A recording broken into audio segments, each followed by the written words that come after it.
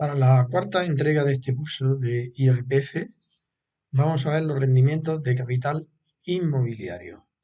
Hemos visto los rendimientos de trabajo desde el artículo 17 hasta el 20 de la ley.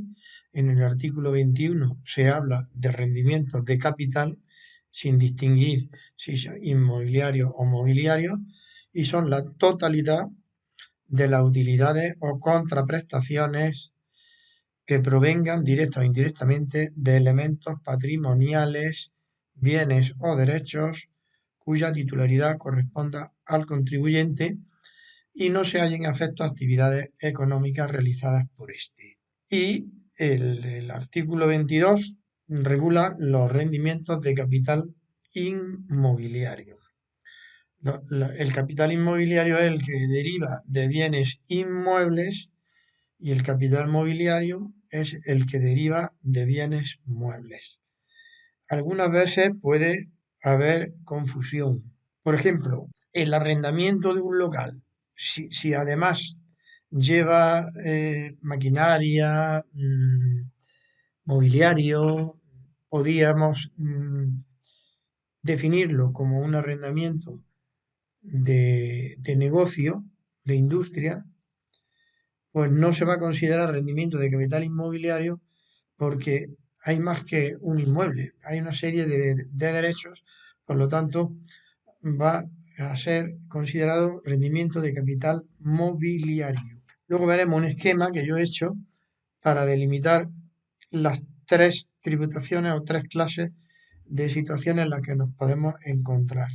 El subarriendo también se va a considerar rendimiento de capital mobiliario, lo mismo que la indemnización anticipada del contrato de arrendamiento va a constituir una ganancia patrimonial. Si nos indemnizan por resolución anticipada del contrato de arrendamiento, no es una renta de capital inmobiliario, sino una ganancia patrimonial. O sea que el inmueble va a producir rendimiento de capital inmobiliario en la medida en que se tenga y se arriende con independencia. Si el rendimiento se obtiene porque se ha vendido, pues estaremos ante una ganancia patrimonial. Los arrendamientos comunes de un edificio, si se arriendan, pues son rendimientos de capital inmobiliario y se van a cuantificar en el porcentaje de que le corresponda en la participación en la comunidad.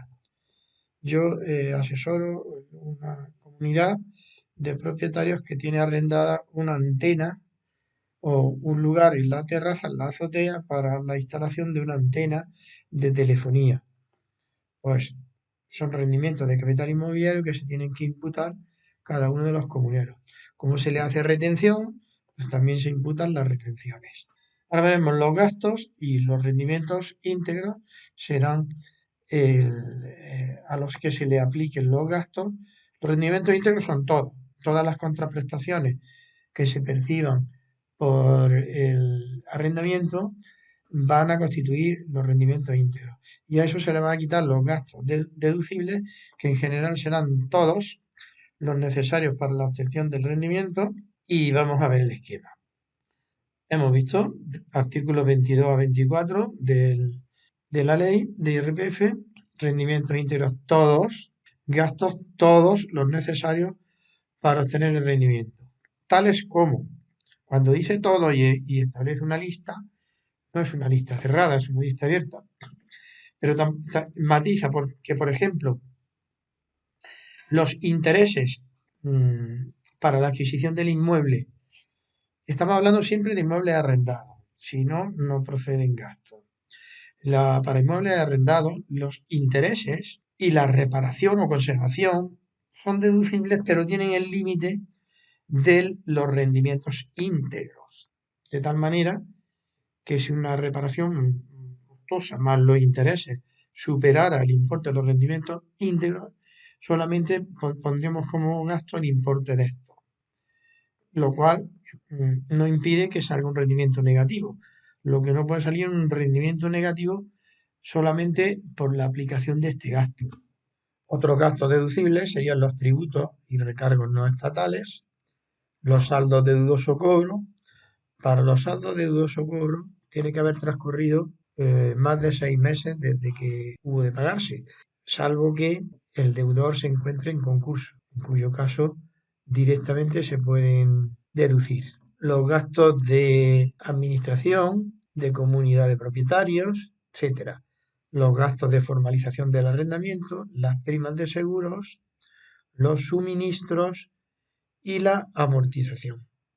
La amortización, salvo que se pueda probar que es mayor, será suficiente con poner el 3% sobre el valor de la construcción, valor de adquisición de la construcción o el valor catastral, el mayor de los dos. Y caso de que haya muebles, pues según las tablas de amortización. Vamos a ver un ejemplo, porque es posible que cuando, casi siempre, el valor de, o muy frecuentemente, el valor de compra es mayor que el valor catastral, pero no sabemos, porque no se individualiza en la escritura de compra, cuál es el valor de suelo y el valor de la construcción. Entonces lo que se hace es tomar el mismo porcentaje de valor suelo construcción que del IBI con respecto al coste de adquisición. Tenemos un ejemplo, calcular la amortización para un inmueble adquirido en el año 2000 por 280.000 euros, cuyo valor catastral es 120.000 y el del suelo 30.000. Hacemos una regla de 3, si 30.000 es a 120.000 como X a 100, aquí he hecho yo la fórmula y es igual, pues este por este y dividido por este nos sale un 25%. Si el valor del suelo es un 25%, el de la construcción es un 75%. Y la amortización sería el coste del inmueble, que son 280.000, por el 75%, que es el valor de la construcción, y por el 3%, que es el porcentaje de amortización. Nos da una cantidad igual a 6.000. Aquí tenéis la fórmula. Vamos, la fórmula, aplicar los porcentajes y nos sale una deducción, un gasto deducible de 6.300 euros. Si el rendimiento íntegro le quitamos todos los gastos, obtenemos el rendimiento neto y todavía cabe una reducción para los arrendamientos destinados a vivienda de un 60%, con lo cual van a tributar solamente un 40%. Y para los arrendamientos de periodo superior a 2 años, el 30%. Entonces, vamos a delimitar los tipos de rendimientos que nos podemos encontrar. Los inmuebles arrendados, que es todo lo que hemos visto hasta ahora, ingresos menos gastos. Los inmuebles a disposición de sus titulares, siempre excluyendo la vivienda habitual, que no tributa. Los inmuebles a disposición de sus titulares generan una renta presunta y discutida que se regula en el artículo 85 de la ley de IRPF y que se calculan en función del valor catastral. Es un 2% si no está revisado o un 1,1% si está revisado en los últimos 10 años. Y si no tuviera valor catastral, el 1,1 del 50% del valor de adquisición.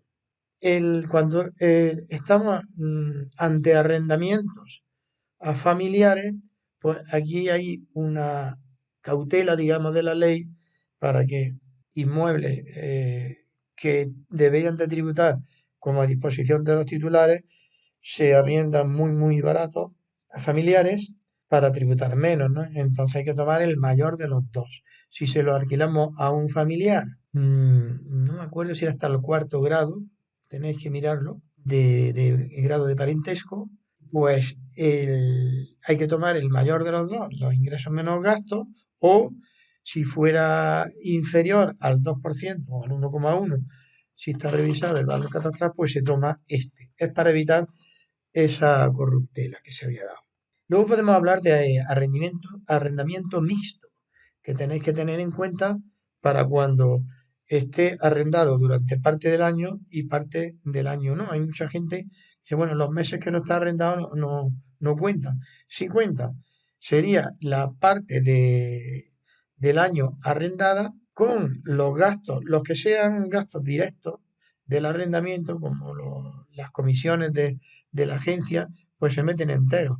Pero los gastos que sean anuales, por ejemplo, un seguro, pues se mete la proporción de la parte que ha estado arrendada, puesto que los inmuebles a disposición de los titulares no se les mete ningún gasto, no tienen ningún gasto deducible, puesto que se calcula con un porcentaje sobre el valor catastral el rendimiento neto directamente.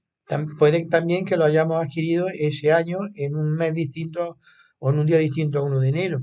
Pues en ese caso sí que sería la proporción exclusivamente de la fecha en que se haya adquirido. La vivienda habitual no tributa, el arrendamiento de negocios es capital mobiliario y el subarriendo es capital mobiliario.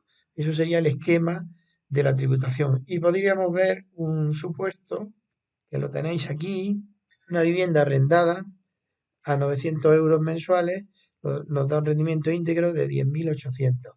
Los intereses son 400 y los de reparación 210. Había que sumar los dos y ver que no supere los rendimientos íntegros, lo cual no hay ningún problema en este caso. Los tributos y recargos son 260, los gastos de comunidad 850 y la amortización, pues el 58.200 se supone que es el valor de la construcción y se le calcula 3%. Serían 1.746. Y los bienes muebles, según tabla, se toma un 10% sobre 6.900, que es el coste, y son 690. Total, todos estos gastos deducibles son 4.156. El rendimiento neto es 10.800 menos 4.156, 6.644. Y como se supone que está arrendado para vivienda, tiene una reducción del 60%, que son sobre 6.644, que son 3.986,40. Y veis que el rendimiento a considerar va a ser solo 2.657,60.